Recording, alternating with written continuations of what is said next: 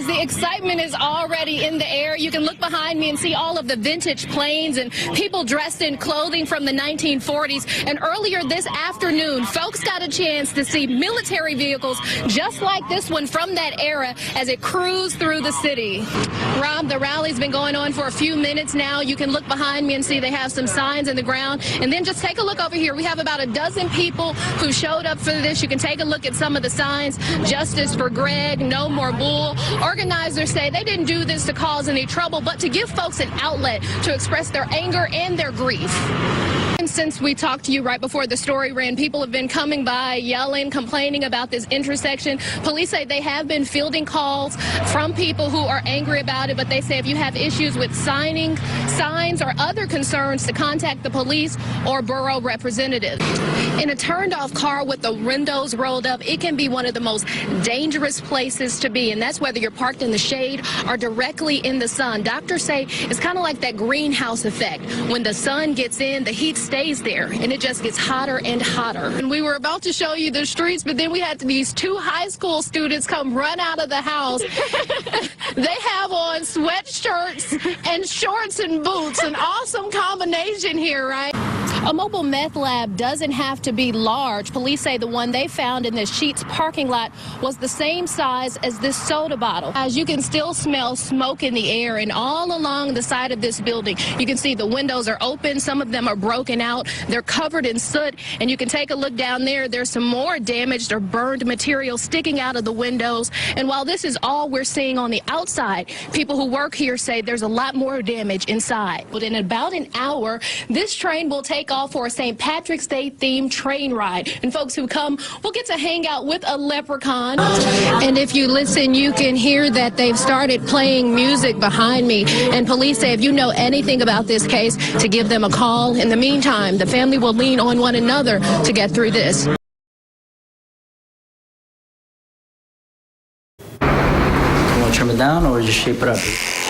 Inside City Cuts Barbershop in Kutztown. That's what's right. That's good. You'll spot all the barbershop essentials, but tucked away in a box is a collection of children's books. So as soon as we got the books, we just needed the kids. And once the kids came in, it just worked out perfectly. Did you have Thanksgiving at your house? There's the typical barbershop talk. Yeah, it was my daughter's first Thanksgiving. But on any given day, you'll hear something else.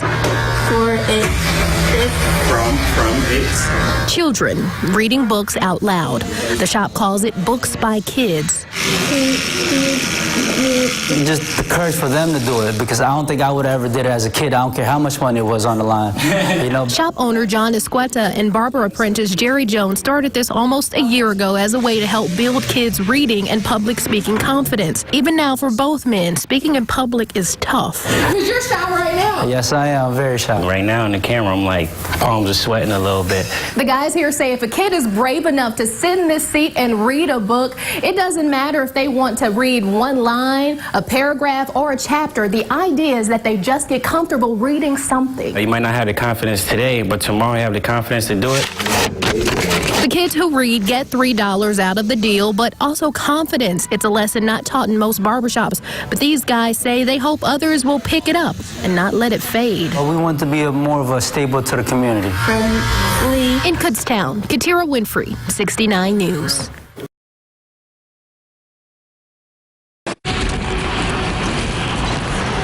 Jonathan and Grace Foster have each been found guilty of involuntary manslaughter and endangering the welfare of a child. The law's the law, and there's no ifs, ands, or buts. The Upper Topahawken Township couple's 2-year-old daughter, Ella Grace, died from what doctors called a treatable form of pneumonia in 2016.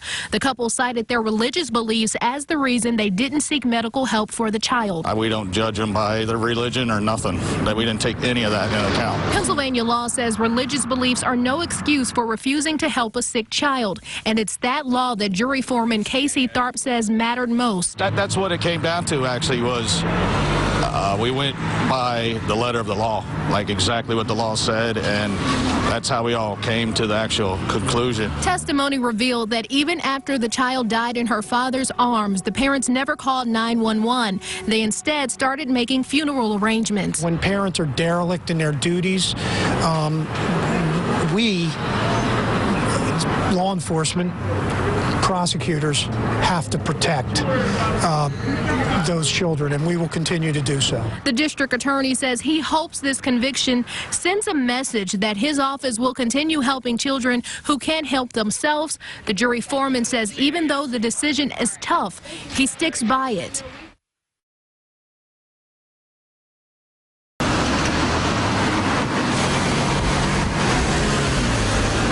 Not happy with it. Valerie Moses shares the same frustration as her neighbors in Pottstown. A car came out of Jackson, came up the bike lane all the way to me at the corner, and asked me how they got in there. New bike lanes eliminated the extra parking outside her home. There's also confusion around new stop signs and traffic patterns put in place because of the bike lanes. Yeah, if you stand here, you'll see them. They'll come. They just ran the stop sign. What I don't understand is why? The idea to create bike lanes started 3 years ago as a partnership between the school district and the borough. Police say the district stopped school bus services, so now many students walk or bike to school. The bike lanes are meant to make it safer and improve access to the Schuylkill River. My wife and I, we want to go ride bicycles. We go down the bike trail. It's a PennDOT funded project that borough leaders expect will work out. So all the designs had to be prepared by a registered traffic engineer and then reviewed by PennDOT. With work still being done, all of the signs and road markings aren't in place yet, and police agree that can be a bit confusing. When they go to an intersection that hasn't had a stop sign for the last 40 years, and now it does, and they miss it, like, we get it, but, just be careful. Neighbors hope they'll adjust eventually. But parking out front will still be a problem.